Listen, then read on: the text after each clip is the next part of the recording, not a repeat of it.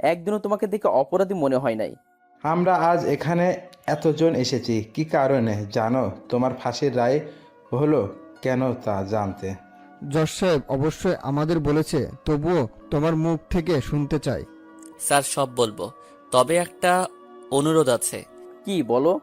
এখানে যত আসামি আছে তারা সবাই জানতে চায় কেন আমার ফাঁসি রায় হলো এবং কেন আমি অপরাধ মাথা পেতে নিলাম।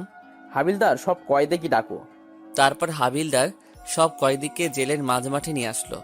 আমার সামনে সব সরকারি লোক আর চারদিকে সব কয়েদি।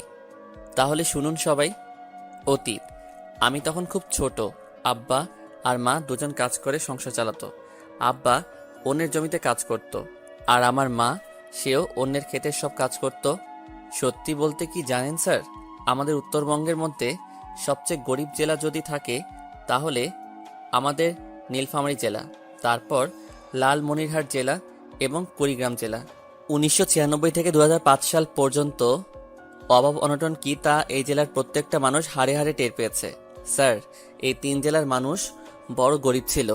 জানেন স্যার, আমি যখন খুব ছোট তখন দেখেছি পেটের ক্ষুধার জ্বালায় মানুষ কচু সিদ্ধ করে খেয়েছে। এমনি জানেন স্যার, কচুর যে বীজটা বপন করা হয় সেই বীজ থেকে তো কচু হয়, সেই বীজটাও মানুষ ক্ষেত থেকে নিয়ে এসে সিদ্ধ করে খেয়েছে। শুধু তাই নয় স্যার, এই এলাকার মানুষ ভাতের যে ফেনা গরুকে খাওয়াতো সেই ফেনা খেয়ে দিন পার করে দিত, যাকে রংপুরের ভাষায় বলে ভাতের মার। স্যার, আমার এখনো মনে আছে, আব্বার যখন কাজ থাকতো না তখন না খেয়ে দিন পার করে দিতাম। এমনও সময় ছিল আমার মা যার খেতে কাজ করত তারা যতটুকু খেতে দিত তার অর্ধেক আমাকে খাওয়াতো। জানেন স্যার, আমাদের এই 3 জেলার মানুষ বাংলাদেশের অন্য জেলাগুলোতে গিয়ে কৃষিকাজ বা রিক্সা চালায়। যারা অন্য জেলার মানুষ আছেন দেখবেন এই 3 জেলার মানুষ কৃষিকাজ বা রিক্সা চালানোর জন্য বাইরে যায়। আমাকে আমার মা যখন প্রাইমারি স্কুলে ভর্তি করে দিবে তখন একটা নিয়ম ছিল, ডান হাত দিয়ে মাথার উপর দিয়ে বা কান ধরতে পারলে তাকে স্কুলে ভর্তি করে নিবে। আমার সাথে আমার বাড়ির পাশের আরও 3 জন ছিল, ওরা 2 জন ভর্তি হতে পারলেও আমি পারি নাই। সেই সময়ে আমাকে আমার মা শিশু শ্রেণী ব্র্যাকে ভর্তি করে দেয়, মাত্র 1 বছরের জন্য। যখন আমি ক্লাস 1-এ তখন আমার বাবা মা অভাবের তাড়নায় মারা যায়। তাদের চিকিৎসা করার মতো টাকাও ছিল না। আমার মা গ্রামীণ ব্যাংক থেকে ঋণ নেয়, সেই ঋণের টাকা পরিশোধ করার আগেই তারা মারা যায়। ব্যাংক কর্তৃপক্ষ আমাদের বাড়ি ভিটা নিয়ে নেয়। আমার বাবা মা মারা যাওয়ার পর আমাকে আমার বড় জ্যাঠা আর জেঠি, যাদেরকে আমি বড় আব্বা আর বড় আম্মা বলে ডাকি, তারা আমাকে তাদের কাছে নিয়ে যায়। আমি তাদের সাথে তাদের বাড়িতে গিয়ে থাকা শুরু করি। আমার বড় আব্বা রংপুর শহরে রিক্সা চালাতো, তার এক ছেলে আর 2 মেয়ে ছিল। তবুও তাদের অভাবের সংসারে আমাকে নিয়ে নেয়। তারা আমার খাওয়া থাকা পড়াশোনা সব করায়। আমি যখন 3য় শ্রেণীতে পড়ি তখন একটা মেয়ে আমার সাথে বন্ধুত্ব করে, তার নাম সানজিদা। দুজনের বন্ধুত্ব থেকে কখন যে আমরা দুজন দুজনকে ভালোবেসে ফেলি তা দুজনের কেউ জানি না। সানজিদারা ছিল অনেক বড়লোক, এক কথায় গ্রামের বড়লোক যাকে বলে। আমাদের দুজনের সম্পর্কটা ছিল একেবারে পবিত্র, আর দুজন দুজনের প্রতি বিশ্বাস আর শ্রদ্ধার। আমাকে বড় আব্বা খাওয়ার জন্য টাকা দিলে সেই টাকা দিয়ে আমি সানজিদার জন্য কোনো না কোনো কিছু নিয়ে যেতাম। আমরা তখন ক্লাস 5-এ পড়ি। তো সানজিদা আমাকে বলতেছে, এই শামিম, শোনো না, আজকে আর কোনো ক্লাস করতে যাব না। সামনে একটা মেলা বসেছে, সেখানে যাব। নাগরদোলা আছে, কত রঙের বেলুন, জিলাপি, আরো কত কি বের হইছে। তুই কি যেতে চাস? আমার খুব ইচ্ছা, কিন্তু আব্বু যেতে দিতে চায়নি বলেই তোকে বললাম। তাহলে চল যাওয়া যাক। আমি সানজিদাকে নিয়ে মেলায় চলে গেলাম। সত্যি তো অনেক কিছুই আছে এখানে, আর কত মানুষ এসেছে। নাগরদোলার দিকে সানজিদা তাকিয়ে আছে। কিরে, তুই নাগরদোলায় উঠতে চাস? হ্যাঁ, কিন্তু আমার কাছে তো কোনো টাকা নাই। আমার কাছে 5 দিনের জমানো 10 টাকা আছে। এখানে নাগরদোলায় উঠতে তো 2 টাকা লাগবে। যাও তাহলে, তুমিও উঠো, আমি টাকা দিতেছি। সানজিদা গিয়ে নাগরদোলাতে উঠলো, আর আমি নাগরদোলার মালিককে টাকা দিলাম। এভাবে সে 2বার নাগরদোলাতে উঠলো।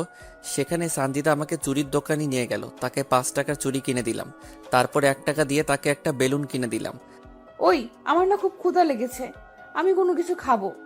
আমার কাছে যে আর কোনো টাকা নাই। আমি এখান থেকে কোনো খাওয়া পর্যন্ত যেতে পারবো না। কি করি এখন, আমার কাছে তো কোনো টাকা নাই। তাই জিলাপির দোকানে গিয়ে দোকানের মালিককে বললাম তার কোনো কাজের লোক লাগবে কিনা।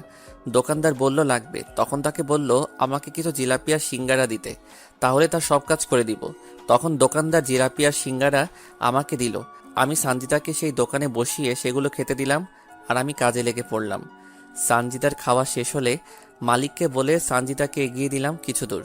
সেখান থেকে আবারও দোকানে চলে আসলাম। এসে আবারও কাজে লেগে গেলাম। যতক্ষণ মেলা ছিল ততক্ষণ পর্যন্ত কাজ করেছি। কাজ শেষ হলে আমাকে 10 টাকা আর কিছু বেঁচে যাওয়া জিলাপি দিল মালিকটা। প্রায় রাত হয়েছে, তখন বাড়িতে গেলাম। গিয়ে দেখি বড় আব্বা আর বড় আম্মা আমার জন্য অপেক্ষা করতেছে। আমাকে বাড়িতে যাওয়ায় তারা আমার কাছে এগিয়ে এলো। সব জায়গাতেই খোঁজ করলাম, তোকে পেলাম না। এলাকার ছেলেগুলোকেও জিজ্ঞাসা করলাম, কেউ কোনো কিছুই বলতে পারলো না। কোথায় ছিলি সারাদিন? ওই যে ওই পাড়ার বড় মাঠে মেলা বসেছে, সেখানে গিয়েছিলাম একটু। তোর হাতে এসব কি? বড় আম্মা জিলাপি। জিলাপি কেনার টাকা কোথায় পেলি তুই? তোর কাছে তো কোনো টাকাও নাই, তাহলে এসব কেমন করে পেলি? ওইখানে একটা জিলাপির দোকান ছিল, সেখানে নাকি কাজ করার কেউ ছিল না, তাই কাজ করে দিলাম। তার বিনিময়ে এই 10 টাকা আর এই জিলাপিগুলো দিছে। তোকে আমি কাজ করতে বলেছি নাকি? তোকে খাওয়াই না, টাকা দেই না, কাপড় দেই না? দেও তো। কিন্তু লোকটার কষ্ট সহ্য করতে না পেরে তো তার কাজ করে দিয়েছি। বাবা, আমার নিজের ছেলে মেয়ে তো পড়াশোনা করতেছে, তুই অন্তত পড়াশোনা কর।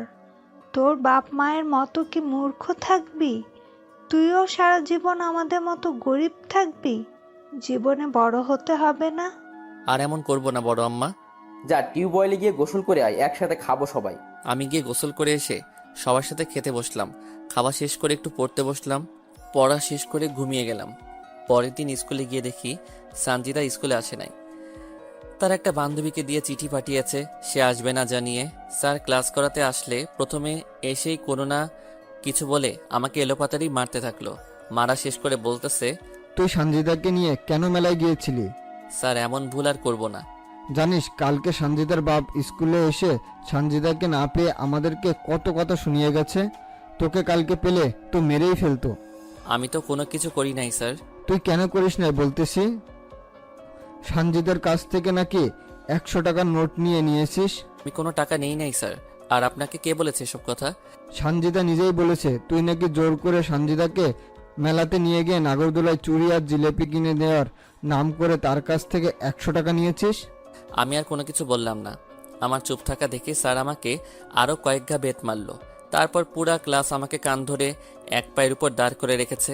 আমার তখন অনেক কষ্ট হচ্ছিল, তবে এটা ভেবে শান্তি পাচ্ছি যে সানজিদা কোনো মার খায়নি। স্যারের ক্লাস শেষ হলে ম্যাডাম আসলো, তিনিও আমাকে অনেকগুলো কথা শোনালো। যাওয়ার সময় তো তিনি আমাকে চোর বলে গেল। তো এভাবে আমাদের দিন যেতে থাকে। কেউ যদি স্কুলে না আসি তাহলে কাউকে দিয়ে চিঠি পাঠিয়ে দেই, অথবা কোথাও দেখা করতে চাইলেও কাউকে দিয়ে চিঠি পাঠিয়ে দিয়ে সেই জায়গায় গিয়ে দেখা করতাম। আমরা যখন 5-এর ফাইনাল পরীক্ষা দিব সেই সময় সানজিদা আমাকে বলে তাকে নাকি একটা নতুন জামা কিনে দেওয়া লাগবে। দেখেন আমি তখনও ছোট, কোনো কাজ কাম জানি না। এদিকে সানজিদাও চেয়েছে তাকে নতুন একটা জামা দেওয়া লাগবে পরীক্ষা উপলক্ষে। তাই বড় আব্বাকে বললাম, আমি তো পরীক্ষা দিব, আমার কিছু টাকা লাগবে, নতুন কাপড় কিনবো। তখন বড় আব্বা আমাকে সাথে করে দোকানে গিয়ে কাপড় নিয়ে দিতে চাইলে আমি তাকে মিথ্যা বললাম। আমার বন্ধু বান্ধবীরা যাবে, আমিও তাদের সাথে গিয়ে জামা কিনবো। বড় আব্বাও আমাকে টাকা দিয়ে দিল। বড় আব্বার কাছ থেকে টাকা নিয়ে পরের দিন আমি সানজিদাকে নিয়ে কাপড়ের দোকানে গেলাম। সানজিদা ওর পছন্দ মতো একটা জামা নিল আর আমার কোনো কিছু নেওয়া হলো না। সেখান থেকে সানজিদাকে তার বাড়িতে পৌঁছে দিলাম। আমি বাড়ির আসার পর বড় আব্বা বলতেছে, কিরে শার্ট কই? আমি না টাকা হারিয়ে ফেলেছি, মিথ্যা বলে কাঁদতে লাগলাম। তার জন্য কান্না করা লাগবে নাকি? দরকার হলে আমি তোকে আবার নিয়ে দিব শার্ট। আমার আর কোনো কিছু লাগবে না বড় আব্বা। এইসব পুরাতন কাপড় পরে পরীক্ষা দিবি? ঈদে তো কিনে দিলে, পুরাতন হলো কেমন করে? আচ্ছা ঠিক আছে। তারপর শুরু হলো পরীক্ষা। সানজিদার সাথে প্রতিদিন তার বাবা মা ভাই বোন আসে, আর আমি একাই যাই একাই আসি। ভাগ্যক্রমে সানজিদার সিট আমার সিট একসাথে। প্রথম বাংলা পরীক্ষা ভালো করে দিলেও পরে ইংরেজি আর গণিত পরীক্ষার খাতায় সানজিদা কিছুই লিখতে পারে না। সানজিদা খাতা নিয়ে কান্না করতেছে, তাই আমি নিজে খেলা বাদ দিয়ে সানজিদার খাতায় লিখে দেই আর আমি পরে লিখি। এইভাবে প্রত্যেকটা পরীক্ষা আমরা এভাবে দেই। রেজাল্ট বের হলে সানজিদা ট্যালেন্ট পুলে বৃত্তি পায় আর আমি শুধু পাশ করি। সানজিদা বৃত্তি পাওয়াতে ওর বাবা পুরা গ্রামের মানুষকে মিষ্টি মুখ করায়। আমরা দুজন একসাথে এক উচ্চ মাধ্যমিক স্কুলে ভর্তি হই। দিন যত যেতে লাগে সানজিদা আর আমার ভালোবাসা দিন আরও বেশি হতে থাকে। এখন শুধু সানজিদা আমার কাছ থেকে কোনো কিছু নিলে সানজিদাও তার পরিবর্তে আমাকে কিছু না কিছু দেয়। হঠাৎ অষ্টম শ্রেণীতে সানজিদা আমাকে বলে তাকে নাকি একটা বোরকা লাগবে, সামনে তার জন্মদিন। তাই অষ্টম শ্রেণীতে থাকা অবস্থায় আমি টিউশন করা শুরু করি। ভাবতে পারেন সানজিদার বাবা এত টাকা পয়সা থাকা সত্ত্বেও আমার কাছে কেন চাই? সত্যি বলতে সানজিদা যদি নতুন কিছু তার জন্য কিনে তাহলে সেটা প্রথমে আমার দেওয়া নিবে, তারপর অন্য কারো। আর এটা দুজনের ভালোবাসার কারণ। অষ্টম শ্রেণী পর্যন্ত আমরা চিঠির মাধ্যমে প্রেম করেছি। আমি তখনও সানজিদাকে কখনো খারাপভাবে স্পর্শ করি নাই। আমরা দুজন অষ্টম শ্রেণী পর্যন্ত এই জায়গায় ওই জায়গায়, নদী, ধানক্ষেত সব জায়গায় ঘুরে বেরিয়েছি। অষ্টম শ্রেণীর পরীক্ষাতেও সানজিদা আর আমি একসাথে পাশাপাশি সিটে বসেছিলাম। সবগুলো পরীক্ষাতে সানজিদাকে আমি লিখে দিছি। সত্যি বলতে সানজিদা পড়াশোনায় একটু কাঁচা। সানজিদা অষ্টম শ্রেণীতেও বৃত্তি পায়। একসাথে আবারও আমরা বিজ্ঞান বিভাগে ভর্তি হই। আমাদের পড়াশোনা এবং প্রেম অনেক সুন্দর চলতে থাকে। তো দশম শ্রেণীর টেস্ট পরীক্ষার সময় সানজিদা আমাকে বলতেছে, শামিম, টেস্ট পরীক্ষা শেষ হলে তো তোর সাথে আর আমার দেখা বা কথা হবে না এই 2 মাস। আরে কথা তো চিঠিতে হবে। দেখ শামিম, ছোট মানুষের মতো কথা বলবি না। আর আমরা এখন আর ছোট নেই। আমি চাই দুজন ফোনে কথা বলবো, বুঝলি? কিন্তু আমার তো ফোন নাই। শোন, তুই আমাকে ফোন দিবি আর আমি তোকে নিয়ে দিব, বুঝলি? টাকাও তো নাই আমার কাছে, আর ফোন কিনতেও তো অনেক টাকা লাগে। আরে গাধা, আমাকে তুই বাটন ফোন কিনে দিবি, বুঝেছিস? যাদেরকে টিউশন করাস তাদের কাছ থেকে আগাম মাসের টাকা নিবি। আচ্ছা ঠিক আছে, চলো, বেল দিছে, ক্লাসে যেতে হবে, না হলে পড়ে গেলে খাতা দিবে না। দুজন পরীক্ষা দিলাম। আমি যাদের টিউশন করাই তাদেরকে বলে আগাম মাসের বেতন নিলাম। তারপর শেষ পরীক্ষার দিন আমি সানজিদার হাতে একটা ফোন তুলে দিলাম, আর সানজিদা আমাকে একটা ফোন দিল। তো ফাইনাল পরীক্ষার আগ অবধি আমরা দুজন শুধু ফোনে কথা বলেছি। এসএসসি ফাইনাল পরীক্ষার খাতাতেও আমি সানজিদাকে লিখে দিছি। রেজাল্ট বের হওয়ার আগ পর্যন্ত আমরা ফোনে নিয়মিত কথা চালিয়ে গেছি। পরীক্ষার আগে সানজিদা আমাকে একটা অনেক দামি ঘড়ি গিফট করে। রেজাল্ট বের হলে এবার সানজিদা A+ পায়, আমি কোনো রকম পাশ করি। শুধু ক্লাসে সবাই জানে সবচেয়ে ভালো ছাত্র আমি, কিন্তু আমি পরীক্ষার খাতায় কিছুই লিখতে পারি না। দুজনে বাড়ির পাশে যে কলেজ আছে সেখানে ভর্তি হলাম। এবার সানজিদা আমার সাথে ফোনে তেমন একটা কথা বলে না, সব সময় পড়া নিয়ে ব্যস্ত থাকে। কারণ তাকে মেডিকেলে চান্স পেতে হবে, তাই এমন পড়াশোনা। তবে আমাদের প্রেমে কেউ ঢোকেনি, আর আমাদের পরিবারও জানে না। ফোনেও মাঝে মাঝে কথা হয় আমাদের। কলেজের ফার্স্ট ইয়ারে থাকা অবস্থায় সানজিদার বড় আপুর বিয়ে হয়। সানজিদা সবাইকে দাওয়াত করলেও আমাকে দাওয়াত করে না। এতে অবশ্য আমি মোটেও মন খারাপ করিনি। বিয়ে হয়ে যাওয়ার পর সানজিদা আবারও কলেজে আসা শুরু করে দেয়। সব বন্ধু বান্ধবী বলা শুরু করে বিয়ে বাড়িতে নাকি সানজিদা তার বোনের দেবরের সাথে উড়াধুরা নৃত্য করেছে। এই, তোর সাথে কথা আছে। বল, কি বলবি? তুই আর আমি কি এখনো সেই ছোট আছি? না, কিন্তু কেন? এখন থেকে তুই আমাকে আর আমি তোকে তুমি করে বলবো। ঠিক আছে, তো সেদিনের পর থেকে দুজন দুজনকে তুমি বলি। সানজিদার সাথে আমার ভালোবাসার সম্পর্ক হওয়ার পর থেকে তার কাছ থেকে বাবা মায়ের ভালোবাসা পেয়েছি। তাই তো আমার আব্বার আর মায়ের কথা তেমন মনে পড়ে না। শামিম, আমাকে একটা স্মার্টফোন কিনে দাও না। কত টাকা দাম? এই তো 8,000 টাকা দাম। এত টাকা? এইরকম করে আসছো কেন? কি হলো? এত টাকা তো আমার কাছে নাই। কত আছে? 5,000 টাকা। শোনো, তোমাকে একটা কথা বলি। বিয়ের পর তো তুমি আর আমি তোমার বড় আব্বার বাড়িতে থাকবো না। তাই এখন থেকে টাকা জোগাড় করা শুরু করো। জমি কিনো, তারপর বাড়ি করো, আর নিজের পায়ে দাঁড়াও। সেটা না হয় বুঝলাম, কিন্তু করব কি আমি? শোনো, এখান থেকে টিউশনি করার পাশাপাশি অটো চালাবে, আর যা টাকা জোগাড় করবে আমাকে দিবে, আর আমি সেই টাকা জমিয়ে রাখবো। যখন বেশি টাকা হবে তখন তোমাকে একটা জমি কিনে দিব। তারপর যখন ঘর তোলার টাকা হবে তখন তোমাকে ঘর তুলেও দেব। তারপর আমার বাবার কাছে বিয়ের প্রস্তাব নিয়ে যাবে। এত বুদ্ধি কই পাও তুমি? কাল থেকে আর কলেজে আসা লাগবে না, বাড়িতে শুধু পড়বে আর অটো চালাবে, বুঝলে? তারপর সানজিদার কথা মতো তাই শুরু করে দিলাম, কারণ সানজিদা কখনো আমার খারাপ চায়নি। সানজিদা আমার বিপদে সবসময় পাশে ছিল। হ্যাঁ, তার একটা সমস্যা আছে, সেটা বুঝতে পেরেছেন। ভালোবাসে বলেই তো আমার কাছে কোনো না কোনো কিছু চাই। আমি টিউশনি করার পাশাপাশি অটো চালানো শুরু করে দিলাম। আমার টাকা দিয়ে সানজিদা একটা স্মার্টফোন নিল। একদিন সানজিদা ফোন করে বলল আমার অটো নাকি লাগবে, সকালে ওদের বাড়ি যেতে বলল। আমি পরের দিন সকালে ওদের বাড়ির সামনে গেলাম। কিছুক্ষণ পর সানজিদা বোরকা পরে ওর আপুসহ বের হলো। তারপর ওদেরকে নামিয়ে দিয়ে চলে আসলাম। এই এক সপ্তাহে সানজিদা আমাকে একবারও ফোন দেয় নাই। এমনি এমনি কি আমি ফোন মেসেজ দিলেও সে ধরেনি, এমনকি আমি ফোন মেসেজ দিলেও সে ধরেনি। হয়তোবা নতুন জায়গায় নতুন মানুষ, তাদের সামনে কথা বলতে লজ্জা পাই, তাই হবে হয়তোবা। এক সপ্তাহ পর সানজিদা আবারও কলেজে আসা শুরু করে, আর আমার সাথেও তেমন একটা কথা বলে না। আমাকে দেখলে কেমন যেন এড়িয়ে চলে, আর ঠিকমতো কথাও বলতে চায় না। সানজিদা, তোমার কি কোনো কারণে কোনো সমস্যা হয়েছে? হ্যাঁ, কি সমস্যা বলো? বাড়িতে তোমার আর আমার বিষয়টা সবাই জেনে গেছে, তাই তোমার সাথে ঠিকমতো কথা বলি না, এড়িয়ে চলি। তাহলে এখন উপায়? তুমি আর কলেজে এসো না, আমাদের ফোনে কথা হবে। আর যা করতে বলেছি সেগুলো করবে, বুঝলে? ঠিক আছে।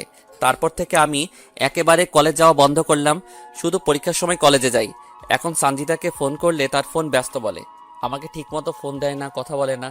তার ফোনে কল দিলে সবসময় ব্যস্ত বলে, আমি মেসেজ করলে উত্তর দেয় না। তো একদিন দুপুরে আমি অটো নিয়ে কলেজে গেলাম, গিয়ে দেখি সানজিদা ফোনে হেসে হেসে কার সাথে যেন কথা বলতেছে। আমাকে দেখেই ফোনটা কেটে দিল। কি ব্যাপার, আমার ফোন ধরো না, মেসেজ করলে উত্তর দাও না? আসলে বাড়িতে আমাকে ফোন চালাতে দেয় না। কই, আমি ফোন দিলে তো ব্যস্ত বলে। তোমার নাম্বার তো আমি ব্লক লিস্টে রেখে দিয়েছি, যাতে কেউ জানতে না পারে। আর তুমি এখন এখান থেকে যাও, রাতে তোমাকে ফোন দিব। কেউ আমাদের একসাথে দেখলে সমস্যা হবে। আমি সানজিদাকে বিশ্বাস করি, আর সে কখনো আমাকে মিথ্যা কথা বলবে না। তারপর থেকে আবারও নিয়মিত আমাদের কথা হতে থাকলো, তবে বেশি না, 10 থেকে 15 মিনিট। সত্যি বলতে দুদিন থেকে খুব ডিপ্রেশনে আছি। যদি বেঁচে থাকি আর মন মানসিকতা ভালো থাকে, তাহলে ইনশাল্লাহ কালকেও পর্ব দিব। তারপর আমাদের এইচএসসি ফাইনাল পরীক্ষা হতে থাকলো। এবার সে আগের ঘটনা ঘটলো। আমি লিখে দিলাম সানজিদাকে। পরীক্ষার পর সানজিদা তার বোনের বাড়িতে বেড়াতে যায়। যাওয়ার আগে আমাকে শুধু বলে যে কয়দিন তার বোনের বাড়িতে থাকবে, আমার সাথে সে কথা বলতে পারবে না। আমিও তার কথা মেনে নিলাম, কারণ যদি কোনো কারণে তার সমস্যা হয়। আমি পরীক্ষার রেজাল্ট বের না হওয়া পর্যন্ত আমি সানজিদার সাথে কথা বলতে পারি নাই। তবে মানুষের মুখে শুনেছিলাম সানজিদা তার বোনের বাড়ি থেকে অনেক আগে এসেছে, কিন্তু সে আমার সাথে কোনো যোগাযোগ করে নাই। রেজাল্ট বের হলো, সানজিদা এবারও A+ পেল। তারপর সানজিদার বাবা কিছু টাকা ব্যয় করে সানজিদাকে রংপুর মেডিকেল কলেজে ভর্তি করিয়ে দিল। তারপর থেকে সানজিদা রংপুরে থাকা শুরু করে দেয়। তবে সানজিদা রংপুর যাওয়ার পরও আমার সাথে তার প্রতিদিন যোগাযোগ হতে থাকে। তো একদিন সানজিদাকে আমি ফোন দেই, সানজিদা, আমার এখনো পর্যন্ত মোট কত টাকা তোমার কাছে আছে? শামিম, সত্য বলতে কি, আমি তোমার সব টাকা নষ্ট করে ফেলেছি। এত টাকা দিয়ে তুমি কি করলে? আসলে আপুর দেবরের সেদিন জন্মদিন ছিল, আর সে আমার কাছে দাবি করে তার জন্মদিনের পার্টি যেন আমি দেই। আর বাবার কাছে টাকা চাইছিলাম, তখন বাবার হাতে কোনো টাকা ছিল না, তাই। আরে এই পাগলি, কান্না করতেছো কেন? তুমি তো আর অন্য কারো টাকা নষ্ট করো নাই। তবুও তোমার কষ্ট করা টাকা। আরে বাদ দাও তো এসব কথা। এখন বলো, তোমার পড়াশোনা কেমন চলছে? অনেক ভালো চলছে। তাহলে মন দিয়ে পড়ো। বাড়ি কবে আসবে তুমি? পরের সপ্তাহে যাব। এভাবে প্রতিদিন সানজিদার সাথে আমার কথা হতে থাকে। আমি আসলে এইচএসসি পাস করতে পারি নাই। একটা পরীক্ষায় সানজিদাকে লিখতে দিতে গিয়ে নিজের খাতায় কিছুই লিখতে পারি নাই। আমি অটো চালিয়ে যা টাকা পাই তা সানজিদার হাতে তুলে দেই, আর টিউশন করে যা পাই তা বড় আম্মার হাতে তুলে দেই। এখনো পর্যন্ত বড় আম্মার কাছে আমার দেওয়া 20,000 টাকা আছে, আর আমি সানজিদাকে এই 2 বছরে প্রায় 1.5 লক্ষ টাকা দিয়েছি। এক সপ্তাহ পর সানজিদা গ্রামে চলে আসলো।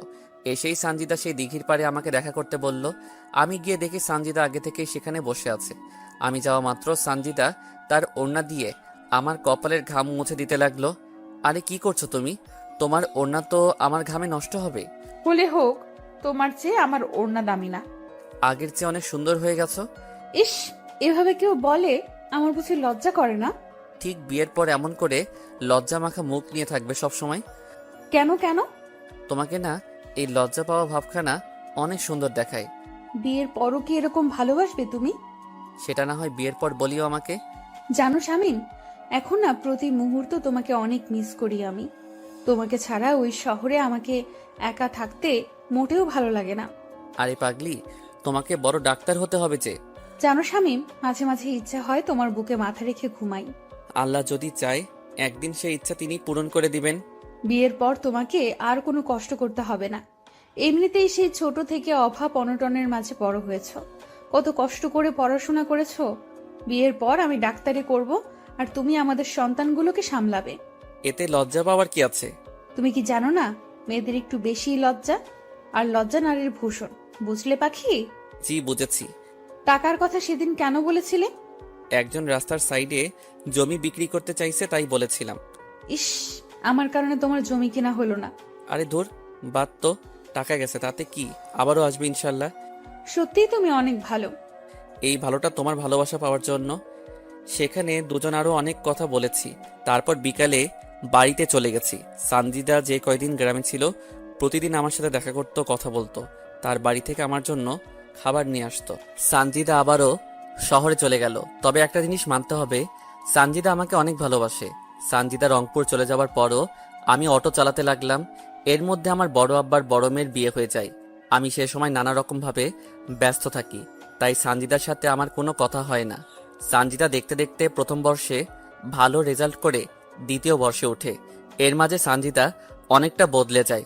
এখন আমার সাথে সানজিদা তেমন কথা বলে না। আমি ফোন দিলে বলে সে নাকি তার পড়াশোনা নিয়ে ব্যস্ত। সানজিদা মাঝে মাঝে ফোন দিয়ে বলে আমার যে টাকা তার কাছে জমানো আছে সে টাকাগুলো সে নাকি তার টিউশনে ব্যয় করতেছে।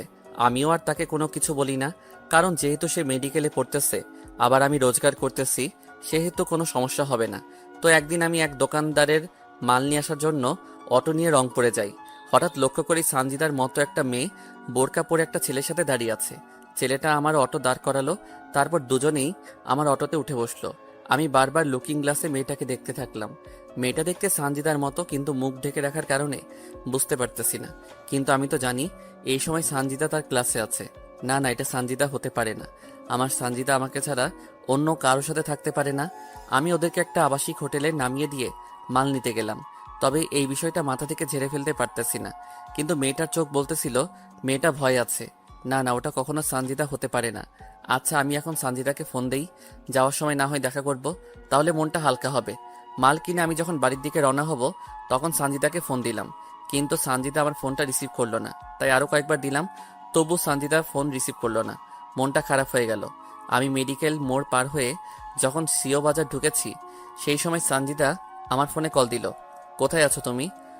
আমি ক্লাসে ছিলাম এতক্ষণ, তাই তোমার ফোন রিসিভ করতে পারি নাই। তোমার সাথে দেখা করার খুব ইচ্ছা ছিল তাই ফোন দিয়েছিলাম। আমি বাড়ি যাব পরের মাসে, বুঝলে? আসলে আজ রংপুর এসেছিলাম মাল নিতে, তাই ভেবেছিলাম তোমার সাথে দেখা করি, কিন্তু হলো না। আচ্ছা, রাখি। কিন্তু সানজিদা ফোন কাটলো না। আমি ফোন কানে দিয়ে আসি, এর মধ্যে একটা ছেলের গলার আওয়াজ ভেসে আসলো। তো ছেলেটা বলতেছে, কি হলো বেবি, এতক্ষণ বাথরুমে কি করো? এই তো বাবু, আর একটু আসতেছি। তোমাকে তো আদর করতেই পারলাম না। আমি তো তোমার সাথে আজ রাত দিন থাকবো, দেখবো কত আদর করতে পারো তুমি। আদর আর দেখলে কি, আরো কত কি করব তোমার সাথে। এর মাঝে দরজা খোলার শব্দ হলো, আর সাথে সাথে সানজিদা আউ করে উঠল। এইভাবে কেউ টান মারে? যদি পড়ে যেতাম? আমি থাকতে তোমার কিচ্ছু হবে না। আচ্ছা আদ্রিয়ান, যদি তোমার বাবা ফোন করে তোমাকে যেতে বলে তখন কি করবে? তার মানে ছেলেটার নাম আদ্রিয়ান। আরে বেবি কাম অন, বাবাকে বলেছি আজ বন্ধুদের সাথে গ্রুপ স্টাডি করব। তারপর কিস করার শব্দ হতে থাকলো। কিস করা হলে ধপাস করে একটা শব্দ হলো। তোমার প্যান্টটা এখন খুলো। তুমিও তোমার খোলো। তারপর তারা তাদের অবৈধ কাজে ব্যস্ত হয়ে পড়ে গেল। আমি সেখানে অটো না নিয়ন্ত্রণ হারিয়ে ফেলে রাস্তার ধারে গাছে লাগিয়ে দিলাম, আর আমি মাথা হাতে পায়ে প্রচণ্ড আঘাত পেলাম। আমি ছিটকে দূরে পড়ে গেলাম। তারপর আমার কোনো কিছু মনে নাই। যখন আমার জ্ঞান ফিরে নিজেকে তখন হাসপাতালের বেডে আবিষ্কার করি। আমার জ্ঞান ফেরার পর দেখি বড় আব্বা, বড় আম্মা, ভাই বোন সবাই এসেছে। তারপর ডাক্তার এসে আমার পালস চেক করলো। তারপর ডাক্তার বলল আরও 2 দিন পর আমাকে নিয়ে যেতে পারবে। বাবা, তোর কি করে এমন ঘটনা ঘটলো? সাথে সাথে আমার সানজিদার কথা মনে পড়ে গেল। আমার চোখ নিয়ে তখন পানি ঝরতে থাকলো। কিরে বাবা, বল কেমন করে হলো? না মানে হঠাৎ করে মাথাটা ঘুরতেছিল তাই আর কি। দিন রাতে এত পরিশ্রম কার জন্য করিস? আমরা কি একজনও তোকে বলেছি তুই রোজগার কর? তবুও ভবিষ্যতের জন্য তো কিছু করতে হবে নাকি? ভবিষ্যৎ ভবিষ্যতে দেখা যাবে। তুই কেন এত কাজ নিয়ে পড়ে থাকিস? তুই এত টাকা কার জন্য কামাই করিস? সারাদিন অটো চালাস, রাতে মানুষের বাচ্চাকে পড়াস, অনেক রাত পর্যন্ত জেগে থাকিস। কেন এত কষ্ট করিস তুই? থাক, ও এখন অসুস্থ, ওকে এখন এইসব বলার দরকার নেই। আগে সুস্থ হোক, তারপর সব আলোচনা করা যাবে। তারপর তারা চলে গেল। আমি সেখানে আরো 2 দিন ছিলাম। এই 2 দিনে একবারও আমার কোনো খবর নেয়নি সানজিদা। আমি তো তাকে নিজের চেয়ে বেশি ভালোবাসতাম, নিজের থেকে তাকে বেশি বিশ্বাস করতাম। সানজিদা যা বলেছে আমি তো তাই তাই করেছি। তার জন্য তো আজ আমি এমন কষ্ট করতেছি। তাকে নিয়ে তো ঘর বাঁধার স্বপ্ন দেখেছিলাম। কেন এমন করলে তুমি আমার সাথে সানজিদা? আমি বাড়িতে যেহেতু বিছানায় শোয়া অবস্থায় আছি, তাই মোবাইলটা নিলাম। মোবাইল নিয়ে সানজিদা আর আমার ফোনের কথাগুলো শুনতে থাকলাম। শুনতে শুনতে সেদিনের রেকর্ডিংটা চালু হলো। প্রথমে শুনতে না চাইলেও পরে আবারও শুনলাম। শেষের দিকে যখন শুনবো তখন এমন কিছু শুনলাম যা শুনে আমার মরে যাবার ইচ্ছা হচ্ছিল। বেবি, কালকে আমার 20,000 টাকা লাগবে। বাবু, সেদিনই না তোমাকে 10,000 টাকা দিলাম। আহ বেবি, বোঝো না কেন? কত বন্ধু আমার, তাদেরকে তোমায় নিয়ে কতগুলো ট্রিট দিতে হয়। তোমাকে কতটা ভালোবাসি তার প্রমাণ তো ওদেরকে দিতে হবে, তাই না? আমার কাছে ওই যে বলেছিলাম আমাদের বাসার যে ড্রাইভার শামীম আছে, তার টাকা জমা আছে। আরে সমস্যা নেই, সেই টাকাগুলোই দিও আমাকে, পরে তাকে দিয়ে দিও। তুমি আর আমি তো আছি। এই হোটেল ভাড়াটাও তো আমি দিলাম। আমার কাছে টাকা নাই দেখে খোটা দাও তুমি? এসব কি বলো তুমি? খোটা কেন দিব তোমাকে? তা নয় তো কি? খোটা দিলে নিশ্চয়ই এই নিয়ে 17 বার তোমার সাথে হোটেলে রুম ডেট করতে আসতাম না। তুমি তো আমাকে অনেক ভালোবাসো, তাই তো আমি যা বলি তাতেই রাজি হয়ে যাও। তুমি কি আমাকে ভালোবাসো না? শুধু তোমাকে না, তোমার শরীর, দেহ আর তোমার এটা ওটা এইটা এগুলো সবকে ভালোবাসি বেবি। তাই তো তোমাকে সবসময় আদর করতে ইচ্ছা করে। জানি বাবু, তাই তো সব সময় দুষ্টুমি করতে চাও তুমি। তুমি কিন্তু দিন দিন খুব দুষ্টু হয়ে গেছো। আমার যেখানে সেখানে দাঁত বসিয়ে দাও। আমি আর শুনতে পারলাম না এমন সব নোংরা কথা তারা বলতেছিল। তার মানে আমি অ্যাক্সিডেন্ট করার পরও ফোন কাটে নাই সানজিদা। সানজিদা এতটা খারাপ হলো কেমন করে? সানজিদা তো এমন ছিল না। ভালোবাসলে যে এত কষ্ট পেতে হয় তা তো জানতাম না। কেন আমার সাথে বেইমানি করলো সানজিদা? আমার তো কোনো স্বার্থ ছিল না। তাকে আপন করে পাওয়ার জন্য কত কি নাই করতেছি। সে তো আমার সুখ দুঃখে সাথী ছিল। তার ভালোবাসা পেত, আমার আব্বা মায়ের ভালোবাসার কথা ভুলে গেছিলাম। তাকে আপন করে পেতে তো আমি তার জন্য অনেক কিছু করেছি, অনেক কিছু সহ্য করেছি। সে কেন এসব কাজে লিপ্ত হলো? সে কেন আমার সাথে এরকম করলো? প্রায় 20 দিনের মতো আমার সুস্থ হতে লাগলো। প্রায় মাসখানেক পর সানজিদা তার কিছু বান্ধবীকে নিয়ে তাদের বাড়িতে এলো। তারা যখন গ্রাম ঘুরতে বের হলো তখন আমি সানজিদার সাথে কথা বলার জন্য তাদের কাছে গেলাম। আমি প্রায় তখন সানজিদার কাছে গেলাম, তখন শুনতে পেলাম, আচ্ছা সঞ্জিতা, তুই আদ্রিয়ান ভাইয়াকে কেন ভালোবাসা শুরু করে দিলি? আরে আদ্রিয়ানের বাবা একজন বড় ডাক্তার, আবার তার নিজের একটা ক্লিনিক আছে। তাই বলে শামীমের ভালোবাসা ভুলে যাবে? শামীমের কি আছে? শামীম আমাকে কি দিতে পারবে? আর আদ্রিয়ানের বাবার অনেক টাকা আছে, আর ক্লিনিক আছে। আর আমার আদ্রিয়ানকে চাই, তাহলে সারা জীবন পায়ের উপর পা তুলে খেতে পারবো, আর ডাক্তারও হব। আমার জানা মতে আদ্রিয়ান ভাইয়া তোকে ভালোবাসে না, আর আদ্রিয়ান ছেলে হিসাবেও ভালো না। আদ্রিয়ানকে তোদের চেয়ে আমি ভালো করে চিনি। আর আদ্রিয়ানকে দেখেছিস? সে কত হ্যান্ডসাম, কত স্মার্ট। আর শামীমের কি আছে?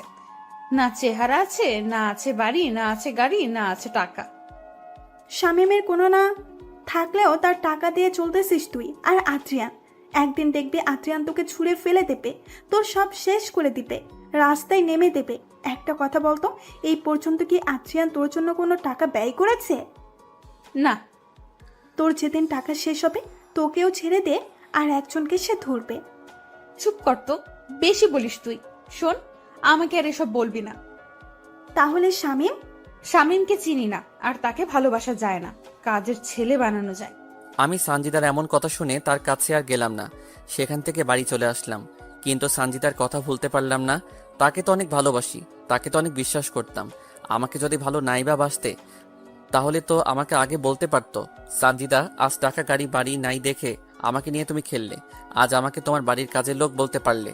আজ আমাকে ছেড়ে আর একজনের বুকে মাথা রেখে রাত কাটাও। আমি তোমাকে তো কোনোদিনও তোমার অনুমতি ছাড়া তোমার হাতটাও ধরি নাই। আর তুমি কিনা আজ অন্যের কাছে নিজেকে বিলিয়ে দিলে। আজ আমার সমস্ত কষ্টের টাকা তুমি আনন্দ ফুর্তি করে শেষ করে দিলে। একবারও কি আমার কথা মনে পড়ে নাই? একবারও কি আমার কষ্টটা তোমার চোখে ভেসে উঠল না? কি করে পারলে আমার জীবন নিয়ে খেলা করতে? কি করে পারলে আমার পবিত্র ভালোবাসা এভাবে শেষ করে দিতে? আমি আবারও অটো চালানো শুরু করে দিলাম। এখন আর আমি সানজিদাকে ফোন করি না, তার কাছে টাকা জমা রাখি না। আমার পরিশ্রমের টাকা আমার বড় আমার হাতে দেই। তিনি এখন আমার টাকা জমিয়ে রাখতেছে। সানজিদাকে ভুলে থাকার জন্য সব সময় ব্যস্ত থাকি, কিন্তু তাকে ভুলতে পারি না। কেন জানি মনটা বারবার তাকে দেখতে চাই, ভালোবাসা পেতে চাই। আমার যে তাকে ছাড়া চলতেছে না, আমার যে সানজিদাকে লাগবেই। শত চেষ্টার পরও সানজিদাকে বলতে পারলাম না। প্রতিনিয়ত সানজিদার কথা মনে পড়ে। সত্যি বলতে সেই স্কুল জীবন থেকে কলেজ জীবন পর্যন্ত তার সাথে ছিলাম, তার কাছ থেকে ভালোবাসা শিখেছি। এই সানজিদার সাথে সব জায়গাতে ঘুরে বেরিয়েছি। সানজিদা যখন তার ওড়না দিয়ে আমার শরীরের ঘাম মুছে দিত, তখন পৃথিবীর সৃষ্ট সুখী মনে হয়েছিল নিজেকে। যখন নিজ হাতে খাইয়ে দিত, মনে হতো যেন আমাকে অমৃত খাইয়ে দিতেছে। আমার বিপদে সবসময় তো পাশে ছিল, আমার কষ্ট তো সহ্য করতে পারতো না। না, আমার সানজিদা আমার সাথে কোনো অন্যায় করতে পারে না। আর যদি সে সত্যি সত্যি অন্যায় কাজ করেও থাকে, তবুও সব ভুলে গিয়ে তার সাথে নতুন করে সব শুরু করব। আমাকে এই দুনিয়াতে তো সানজিদা অনেক ভালোবাসে। আমার মন বলতেছে সানজিদা ঠিক আমার কাছে ফিরে আসবে। মানুষ তো জীবনে অনেক অন্যায় করে, অনেক ভুল করে, না হয় সানজিদাও করেছে। এইভাবে অনেক দিন চলে যায়, যা গণনার বাইরে। তবুও সানজিদা বাড়িতে আর আসে না। আর আমি সানজিদাকে ফোন দিলেও সানজিদা ফোন ধরে না। আমি তবুও আশা ছেড়ে দেই না, আমার শুধু তাকে লাগবে। সানজিদার সাথে আমার আর কোনো দেখা কথা বলা হয় না প্রায় 6 মাস। আমি তার আশাতে প্রতিনিয়ত থাকি। মন বলে সে আসবে, পরক্ষণে মন আবার বলে সে তো এখন অন্য কারো। তাহলে আমার কাছে আসবে কেন? মনে ভাবনা ছিল প্রেম মহান, কিন্তু সানজিদা শিখিয়ে দিল টাকা প্রধান। হয়তো আজ আমার কোনো কিছু নাই, আমি এতিম, তাই হয়তো সে আমার থেকে চলে গিয়ে অন্য কারো হাত ধরেছে। মনে ভাবনা ছিল একই বৃন্তে হব দুটি ফুল, কিন্তু সে আজ অন্য কারো। শত চেষ্টা করেও সানজিদাকে আমি ভুলতে পারি নাই। প্রতিদিন তার চিন্তা, তার কথা মাথায় ঘুরপাক খায়। চাইলেও কি তাকে ভুলে থাকা যায়? তাকে তো আমি অনেক বেশি ভালোবাসি। হয়তো সে অন্য কারো বুকে তার ভালোবাসা খুঁজে। তো প্রায় 8 মাস যাওয়ার পর হঠাৎ একদিন সানজিদা আমাকে ফোন দিল।